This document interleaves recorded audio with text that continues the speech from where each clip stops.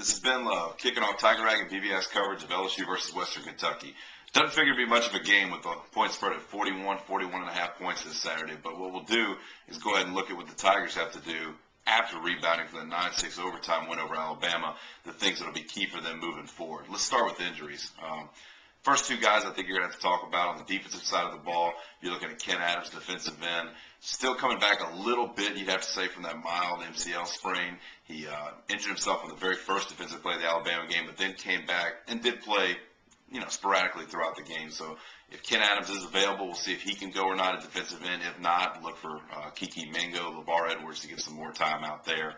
On the offensive side, P.J. Lonergan, still trying to figure out that ankle, is 100% ready to go. Obviously, when pushed into action, as he was in the fourth quarter of that game, P.J. can play. So him staying at center is a big key to LSU's national title run throughout the rest of the year. Also look out for Josh Williford, who was back after practice on Monday, didn't show any effects of that injury. At offensive guard, we'll be monitoring Josh Williford, and also Josh Downs, a defensive tackle.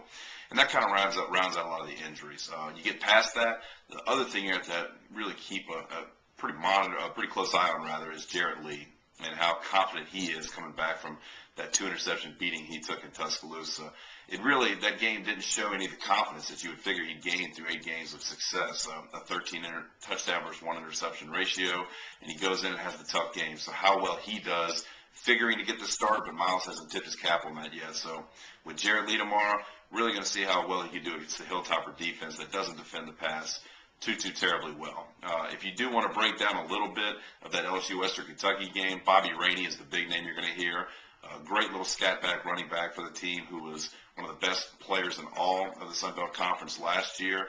Comes in this year, and he's been an integral part of how they've won 5 straight games coming into Tiger Stadium Saturday night. So you have to look out for Bobby Rainey. The LSU run defense will really be on alert there. And also on the defensive side, Andrew Jackson, a linebacker that really plugs gaps and gets the job done, far and away the leading tackler of that Hilltopper team. Another interesting note, and this is actually provided to me by Hunt Palmer, BBS senior writer, but all 5 of the top 5 leading receivers for Western Kentucky, all freshmen. So, really not a great matchup for that team. Obviously, from a talent standpoint, they don't have what LSU has, but also some inexperience at some key positions on the offensive side, and you can look for LSU defensively to prey on that.